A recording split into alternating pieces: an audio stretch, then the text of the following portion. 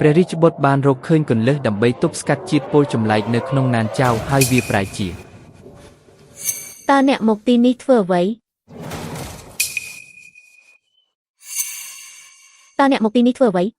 ដើម្បីសើចំអកឲ្យខ្ញុំមែនទេ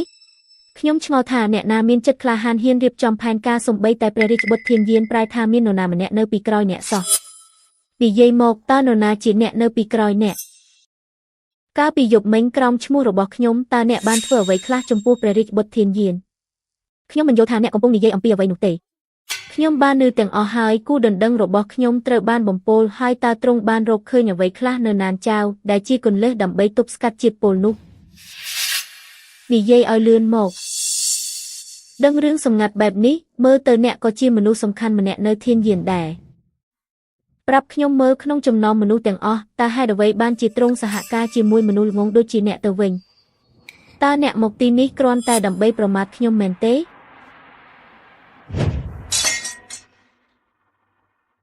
ចំណែកឯនេះវិញគឺជាលិខិតកាត់ការដែលឪពុករបស់អ្នកបានសរសេរសម្រាប់អ្នក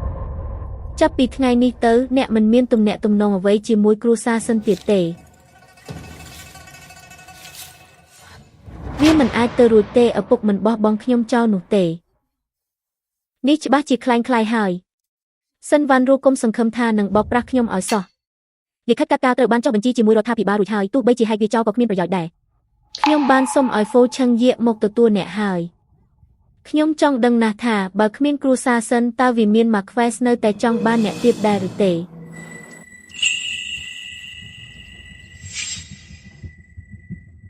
វ៉ាន់រូតើរឿងកាត់ការនេះវាមិនហាក់ដូចជាដាច់ធម៌មេតាពេកទេបើគ្មានឋានៈជាស្រីត្រកូលសិនការរៀបការជាមួយរាជសាមញ្ញតើនាងអាចធ្វើជាភរិយារបស់អ្នកស្នងរកដោយរបៀបណាខ្ញុំក៏មិនដឹងជាត្រូវដោះស្រាយជាមួយឪពុកខ្ញុំយ៉ាងម៉េចដែរហ៎អំពើថោកទាបដែលអ្នកទាំងពីរបានធ្វើអ្នកទាំងពីរដឹងច្បាស់ក្នុងចិត្តហើយការដែលមិនបណ្ដោយឲ្យវាមានមកខ្វេសត្រូវវិនិច្ឆ័យសាបសូន្យវាជាចិត្តសប្បុរសរបស់ខ្ញុំទៅហើយឯងនាំនាងចេញទៅឲ្យឆ្ងាយពីគ្រួសារសិនទៅកុំមកឲ្យទើសភ្នែកខ្ញុំទៀតអូមែនហើយប្រាក់200,000ដំឡឹងដែលវាមានមកខ្វេសជំពាក់គឺអូបន្លាយពេលយូរពេកហើយដោយសារតែអ្នករាល់គ្នាមិនចង់បានមុខមាត់នោះខ្ញុំមានតែឲ្យបងប្រុសវាងស៊ីនាំមនុស្សទៅប្រមូលដោយផ្ទាល់តែម្ដងព្រះនាងម្ចាស់តោះត្រឡប់ទៅវិមានមកខ្វេសវិញខ្ញុំមិនទៅទេខ្ញុំជាកូនស្រីច្បងនៃគ្រួសារសិន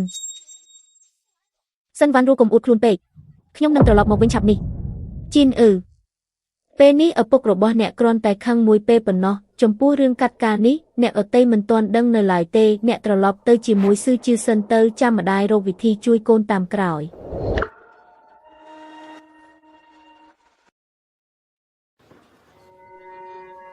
សំមុខហើយគ្រាន់តែជាកូនចិញ្ចឹមម្នាក់សោះហ៊ានដណ្ដើមគូដណ្ដឹងកូនស្រីច្បងហើយថែមទាំងហ៊ានមួបង្កាច់ព្រះនាងទៀតលើកនេះគ្រួសារសិនបានសម្អាតផ្ទះហើយពេលនេះវាមានមកខ្វេសពិតជាអាម៉ាស់ណាស់រៀបការជាមួយកូនស្រីចុងដែលគ្មានគ្រួសារខាងម្ដាយហើយថែមទាំងជាអ្នកបង្កបញ្ហាទៀតហេតុអ្វីបានជាខ្លាចជាបែបនេះលិខិតកាត់ការនោះហេតុអ្វីបានជាគ្រប់គ្នាដឹងអស់ទៅហើយពិតមកទៅ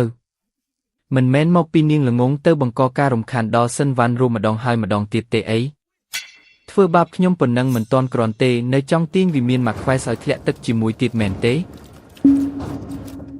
វិមានមកខ្វេសចុងយ៉ងបានលួចយកថ្លៃទឹកដោះម្ដាយរបស់ព្រះនាងហុងយីហើយជំពាក់ប្រាក់200,000ដំឡឹងមិនព្រមសងតាមរាជបញ្ជារបស់ព្រះនាងថ្ងៃនេះយើងមកដើម្បីយកវាត្រឡប់ទៅវិញនេះជាថ្លៃទឹកដោះរបស់ខ្ញុំនេះជាថ្លៃទឹកដោះដែលគ្រួសារសិនបានផ្ដល់ឲ្យខ្ញុំហ៊ានណាស់ការលួចលាក់ទុករបស់របរដែលព្រះរាជទានគឺជាបទឧក្រិដ្ឋដ៏ធ្ងន់ធ្ងរលើកចេញទៅរៀបការយកកូនប្រសាហើយលួចយករបស់របរថ្លៃទឹកដោះរបស់បងស្រីធំពិតជាគ្មានការអៀនខ្មាសសោះមិនចម្លែកទេដែលព្រះនាងហុងយីចង់លុបចោលការដណ្ដឹងគ្រួសារមួយនេះរលួយតាំងពីស្គាល់មកម្លេះទាំងមកខ្វេសនិងភរិយាមកខ្វេសមិនហ៊ានចេញមុខឡើយចាប់តាំងពីគ្រួសារសិនបានកាត់ការហើយកូនស្រីចិញ្ចឹមដែលជាភរិយារបស់អ្នកស្នងរកនេះក៏គ្មានថ្លៃទឹកដោះដែរវាមានមកខ្វេសពិតជាខំប្រឹងទេមែនបិទទ្វារឲ្យខ្ញុំភ្លាមមិនទាន់ខ្មាស់គេគ្រប់គ្រាន់ទៀតមែនទេតើវាមានមកខ្វេសចុងយ៉ងបានរៀបចំប្រាក់ចំណេញពីថ្លៃទឹកដោះរួចរាល់ហើយឬនៅនេះជាក្រដាសប្រាក់100,000ដំឡឹងនិងលិខិតជំពាក់ប្រាក់100,000ដំឡឹងរបស់គ្រួសារសិនខ្ញុំបានទារមកវិញហើយដើម្បីបញ្ចូលទៅក្នុងថ្លៃទឹកដោះរបស់ធានយានអស្ចារ្យណាស់លោកមីងវិមានមកខ្វេសដែលទេស្អាតទៅហើយនៅតែអាចច្របាច់យកបាន100,000ដំឡឹងទៀតបូករួមទាំងលិខិតជំពាក់ប្រាក់100,000ដំឡឹងរបស់គ្រួសារសិនទៀតពួកយើងចំណេញធំហើយ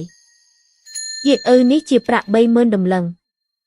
យកវាទៅគ្រួសារលូដើម្បីព្យាបាលជំងឺម្ដាយរបស់លូគឺយានទៅចា